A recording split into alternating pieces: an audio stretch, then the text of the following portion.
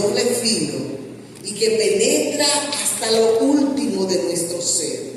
Te pedimos en esta tarde, Espíritu Santo, que tú toques esta palabra para que haga el trabajo que tiene que hacer. Muchas gracias, Señor. Gracias, Jesús. En el nombre de Jesús. Amén y amén.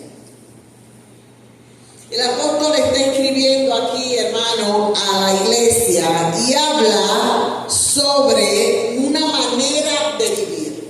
Ustedes saben que el apóstol no es como hoy, que nos montamos. Yo dormí en Tampa anoche y nos levantamos y en 2 horas 6 minutos ya estábamos aquí en Nueva York. Imagínense esa travesía por tierra, creo que es casi 24 horas, ¿verdad? Y por barco, imagínense, todavía mucho más. En ese tiempo, el apóstol Pablo utilizaba las cartas para escribirle a las iglesias sobre la doctrina de Cristo y sobre el modo que debía la iglesia de actuar. Pero ¿qué pasa? ¿Qué pasaba por la mente de aquellos hermanos? ¿Qué pasa por la mente de nuestra iglesia hoy en día? En este tiempo estaban sujetados bajo el yugo romano, ¿verdad? Y ustedes saben que hasta Jesucristo lo interpelaron. ¿A quién debemos de pagar impuestos? Y Jesucristo dijo, bueno, denle a César lo que es de César, pero denle a Dios lo que es de Dios. ¿Y saben lo que pasaba, hermano? Que César era la máxima autoridad. César era el Señor, lo que se llamaba el Curios. Significa que era el Dios de quien lo declaraba. Implicaba reconocerlo como Dios, pero por eso había una obediencia ilimitada. Si el César quería que una persona muriera, solo porque el César lo declaraba, debía hacerse.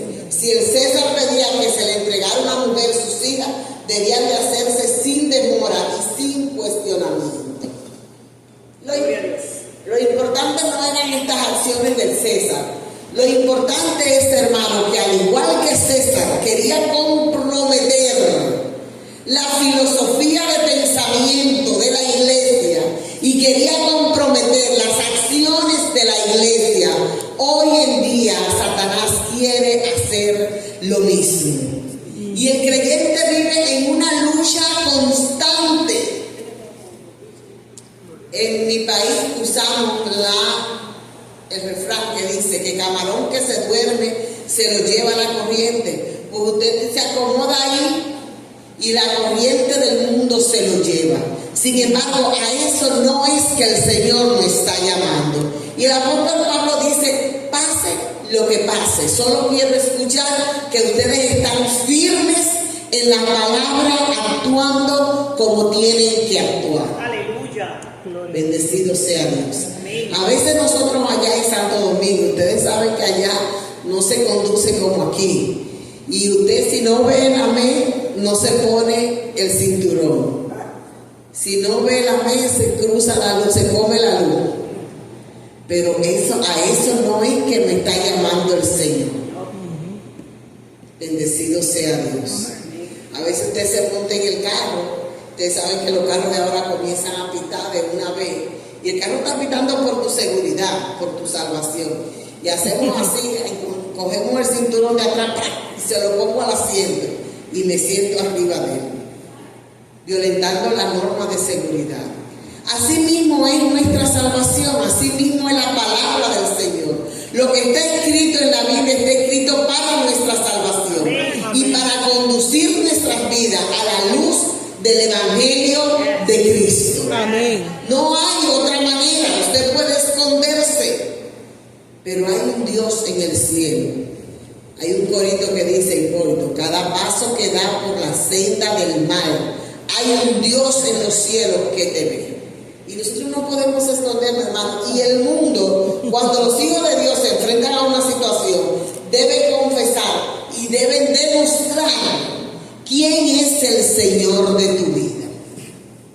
Es el momento de decir si César es el Señor de tu vida o si Dios es el Señor de tu vida. Dependiendo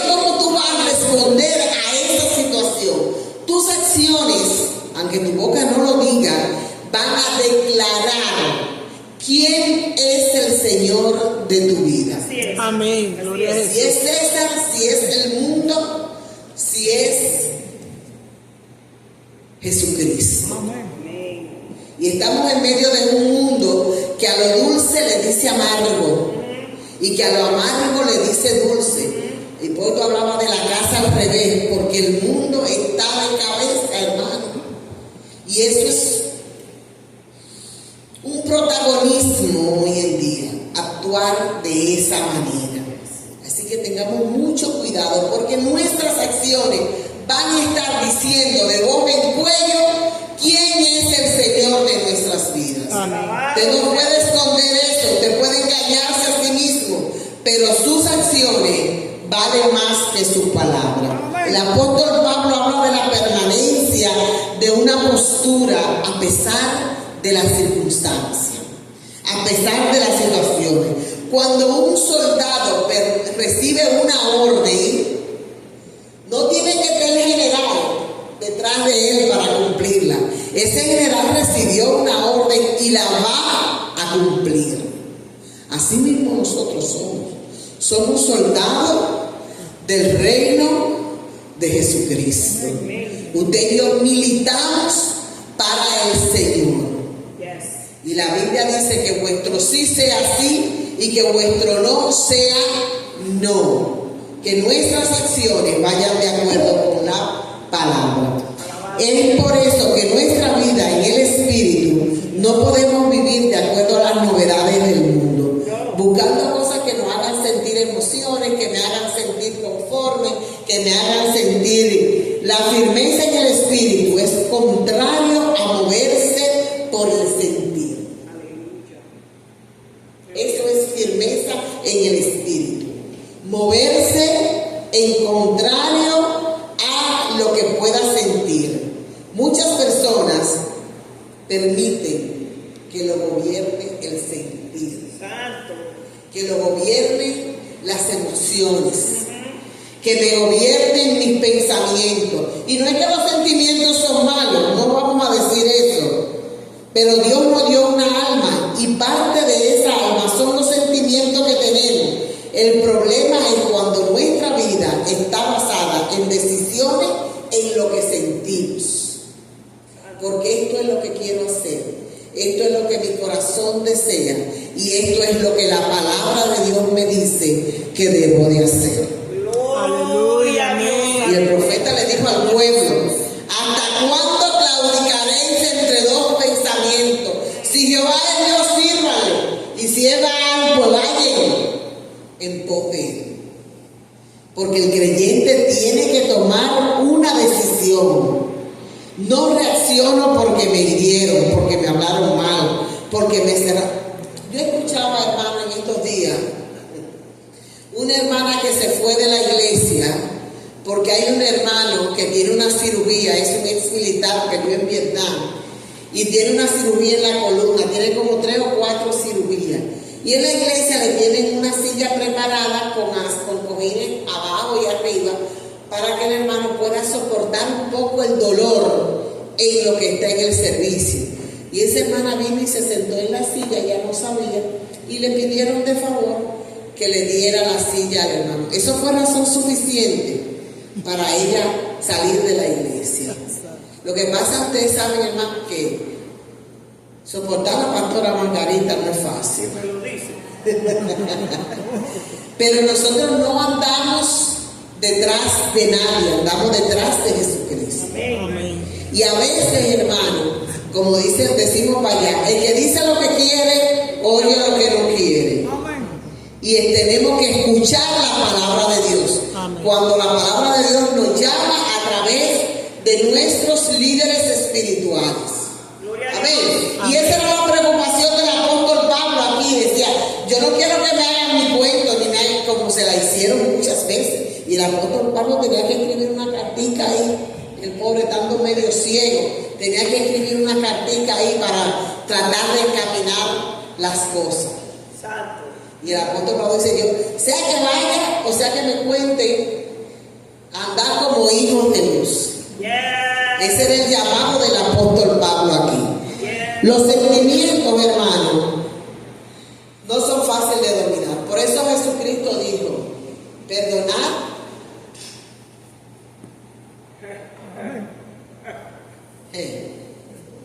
Aguante ahí.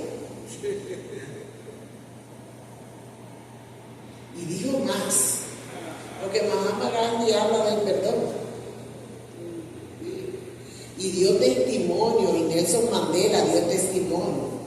Hay un testimonio de Mandela cuando estaba en la cárcel, que salió, había un soldado que era el talón de Aquiles de él. Y cuando él salió, hermano, que se convirtió, ¿en qué se convirtió Nelson Mandela? En presidente. Y fue, ya usted sabe, cuando él era presidente, él fue a un restaurante. Y allí estaba ese guardia. Y ese guardia solo de ver a Nelson Mandela, de ver al presidente, porque ya no era el prisionero, ahora era el presidente. Eso fue una cosa terrible. Y él estaba, hermano, como decimos nosotros literalmente, envuelto en una gelatina. Y Nelson Mandela lo mandó a buscar. Vea usted qué cosa. Yo me imagino lo que pensó la mente. Y hizo una buena acción Nelson Mandela. Lo invitó a almorzar con él. Pero eso no es lo que dice la Biblia. Mire, hermano, y el Señor nos pone a prueba a cada rato. Yo le contaba, no sé si le he contado un sueño que tuve, hermano, sobre un examen que me dieron. Y el examen eran 10 preguntas y yo me sabía 9, Lucy, y la contesté. Pero yo quería contestar esa. Y el monitor me decía que esa es la pregunta que tú no sabes contestar. Mire, hermano, y el Señor todavía me sigue dando la misma pregunta. Bendecido. Todavía esta semana volví a pasar por una situación muy fuerte y me vino a la mente ese sueño. Me decía, esa es la pregunta que no sabe contestar. Y usted sabe, cuando usted está haciendo un pénsul en la universidad, está estudiando una carrera, usted no puede pasar. Hay materias que son, ¿cómo se dice? Prerequisito de otra. Y usted no puede ir a avanzar a la siguiente asignatura si usted no ha pasado esa asignatura.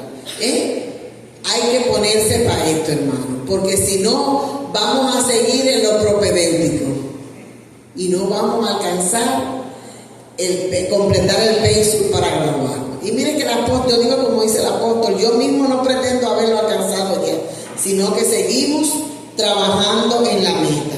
Por eso vale preguntarme, hermano, ¿quién está gobernando tus decisiones? ¿Tu valor es en Cristo o tus emociones producidas por las circunstancias? Oro al Padre para que nuestros sentimientos sean gobernados por el Espíritu Santo que habita en nosotros. Me voy, pero no lo dejaré huérfano. Mandaré el Espíritu Santo para que viva con nosotros y en nosotros. Amén. Segunda de Corintios, capítulo 12, verso 10 dice, pero me regocijo en debilidades, insultos, privaciones, persecuciones y dificultades que sufro por Cristo. Y cuando soy débil, entonces soy fuerte. Cuando reconozco, porque no es cómodo, hermano. No, si usted pensaba que esto era cómodo, alguien le informó mal. Alguien le informó mal, porque no es cómodo. Hay sacrificios que tenemos que hacer. Y eso es lo que nos está diciendo la palabra aquí en Primera de Corintios, capítulo 12. Tenemos, hermanos, que hacer un alto y revisar. Primera de Juan 4:4 dice, ustedes, queridos hijos, y si fuera Mesilio que lo estuviera leyendo, iba a decir, hijitos míos, son de Dios y han vencido al maligno, a los falsos profetas, porque el que está en ustedes es más poderoso que el que esté en este mundo.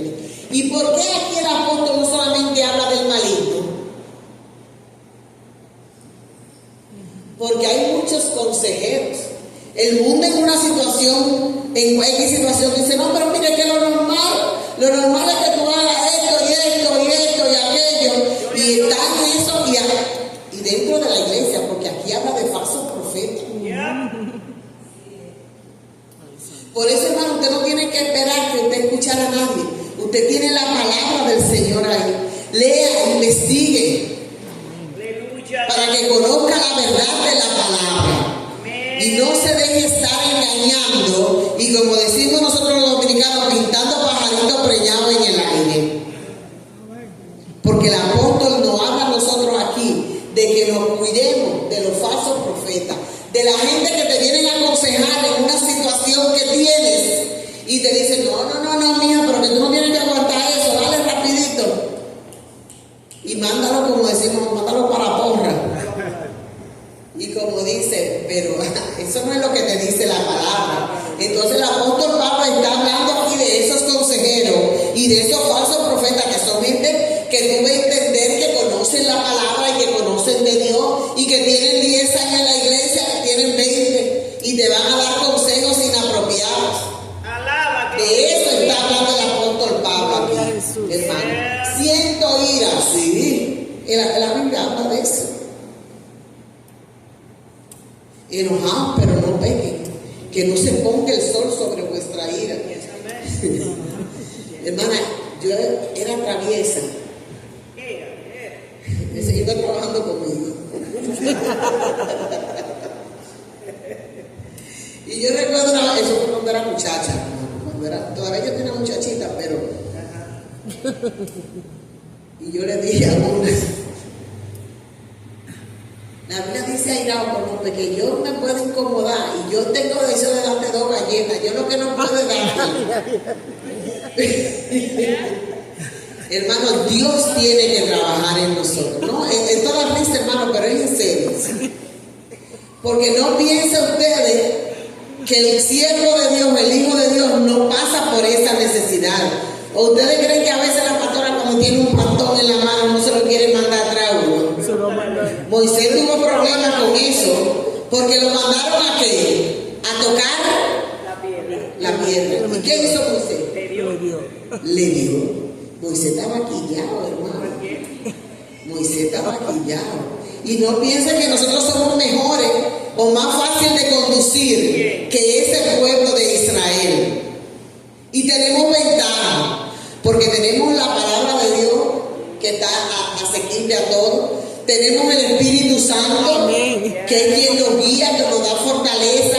Y tenemos instrucciones directas, precisas y claras a través de la palabra de Dios. Y aún así, fallamos.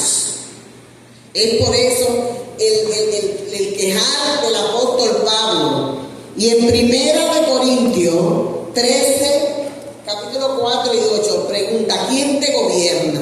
El amor es paciente, es bondadoso, no es envidioso, no es presumido, no es orgulloso, no se comporta con rudeza. Ay, yo amo la obra de Dios, pero si verdad que pudiera agarrar a Patricia por el cocotico, vea usted lo que va a pasar. No se enoja fácilmente, no guarda rencor. El amor no se deleita en la maldad. La Biblia habla muy claro en Proverbios y dice que matará al impío la maldad. Y aquí en 1 Corintios, que nos habla sobre el amor, vuelve y nos lo recalca. Bendito sea Dios. Todo lo disculpa, todo lo cree, todo lo espera, todo lo soporta. El amor jamás se extingue. Por eso, hermano, la familia comienza a enseñar a los hijos a dejar de moverse. No te muevas para ahí, aprende a controlar, gestiona tus emociones. Ese es el lenguaje de hoy en día. Gestiona tus emociones, aprende a realizar decisiones correctas. Cuando el niño no aprende a los 3 o 4 años de edad, hermano, llegará a los 40, a los 50, a los 60. Y si Jesucristo no interviene, va a seguir. Por eso a veces uno tomamos acciones y lo decimos de chacha, pero es así. Es que lo que tú estás como, es una relación de un muchacho, y pues tú a cada rato me dice: ¿qué tú te crees como que eres una niñita malcriada? porque no gestionamos. Queremos gestionar emociones y no es gestionar emociones, es doblegarnos a la palabra y al Espíritu Santo que está en nosotros. Bendecido sea el nombre del Señor. Gloria al Señor, aleluya. Dice que si no reaccionamos y aprendemos, estaremos haciendo los mismos berrinches para conseguir lo que queremos y actuar de acuerdo a nuestros sentimientos. Por eso tenemos, hermano, en esta generación de ahora, matrimonios destruidos, familias disfuncionales y toda la destrucción social que usted ve es causada porque Cristo no es el centro del hogar. Amén. Yes, amén. No es porque no se están gestionando las emociones, no, es porque no se están sujetando a la palabra y al Espíritu Santo. Amén. Gloria Bendecido sea Dios. Gloria a Jesús. El hecho, hermano, usted lo ve insignificante y te dice, bueno, pero es que yo hago una oración en mi casa, leo la Biblia, nadie habla en lengua, nadie brinca, porque a veces creemos que es eso. Pero la palabra, hermano, la Biblia dice, escríbanla en su mente, escríbanla en su corazón, tállenla ahí, porque es necesario, hermano. Déjeme decirle una cosa que yo he aprendido. La oración, uno más.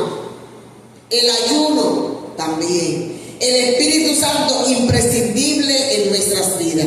Pero la palabra es lo que te va a sostener. Amén. Alabado sea el Señor. ¿Saben por qué, hermano? Porque va a llegar un momento en el que tú no vas a estar orando porque va a estar frío, en el que tú no vas a estar ayunando, en el que tú no vas a estar reuniéndote en la iglesia. Sin embargo, esa palabra que callaste en tu mente y en tu corazón es lo que te va a detener del pecado. Es lo que va a marcar la diferencia entre una acción y una reacción. De acuerdo al mundo, hermano, y a la tercera ley de Newton, lo que dice es que cada acción tiene una reacción. Por eso el mundo está así, porque eso es una ley. Y una ley en ciencia es algo, hermano, que usted lo repite 1.000.000 de veces y el resultado va a ser el mismo. Por eso en la ciencia usted va a encontrar teorías y leyes. La teoría es algo que no está 100% verificado, o que se ha hecho el experimento en repetidas ocasiones, se ha verificado el suceso y el resultado no ha sido el mismo. Pero una ley es algo que usted lo repite 100 veces, 1000 veces y le va a dar el mismo resultado. Pues déjenme decirle que la tercera ley de Newton no es aplicable para nosotros los cristianos. Gloria a Dios. Esa no es aplicable para nosotros.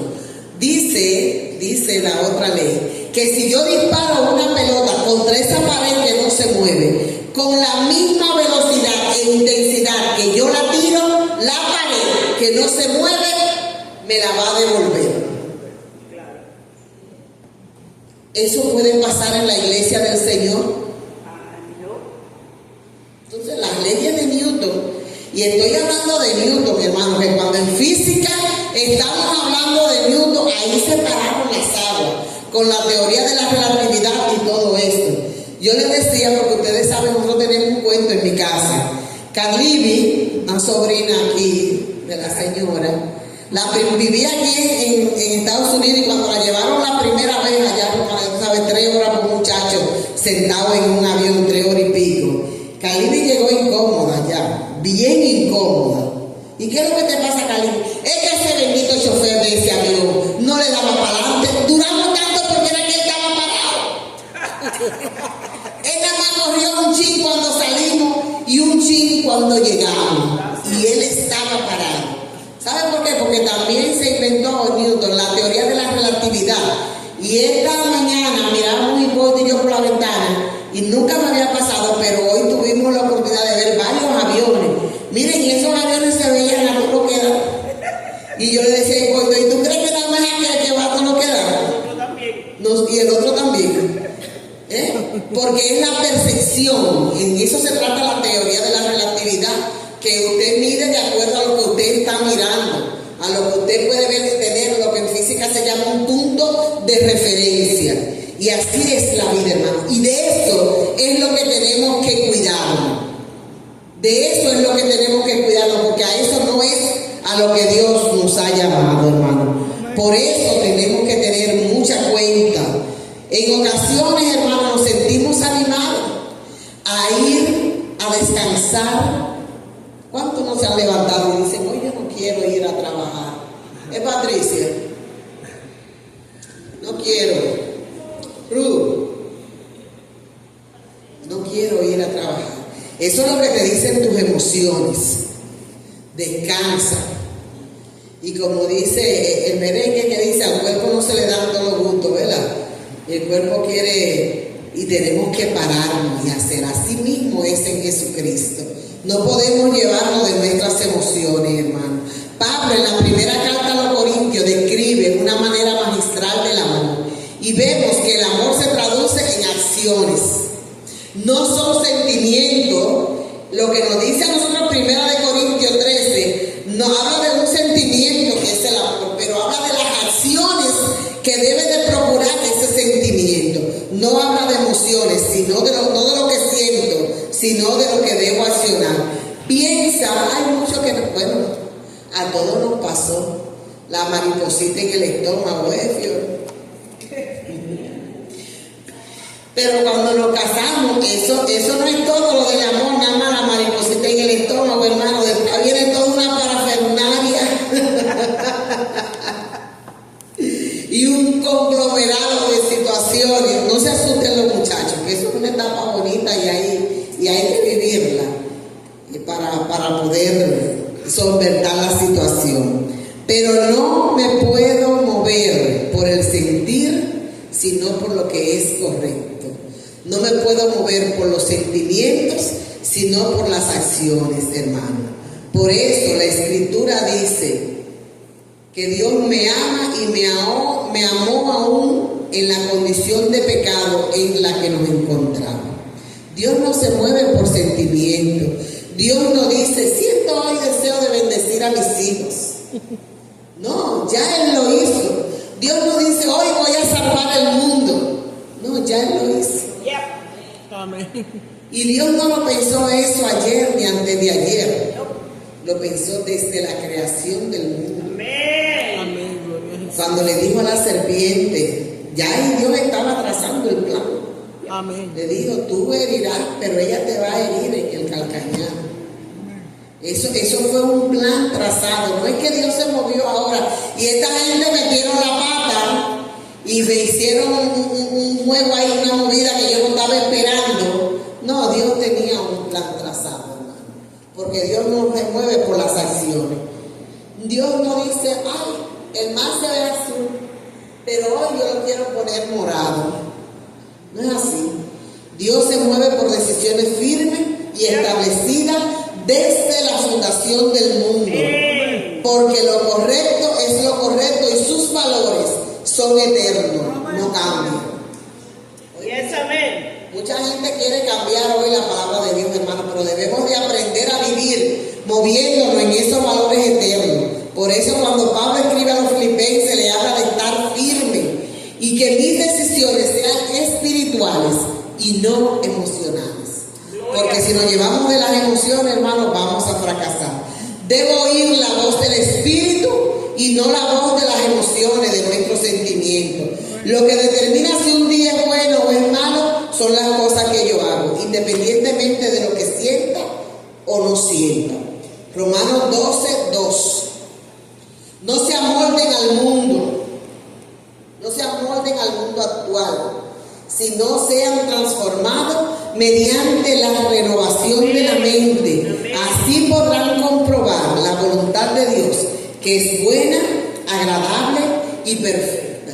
Y en nuestra versión tradicional, que nosotros somos lo que, como dice Margarita, la española, no conforméis a este siglo, sino transformados por medio de la renovación de nuestro entendimiento.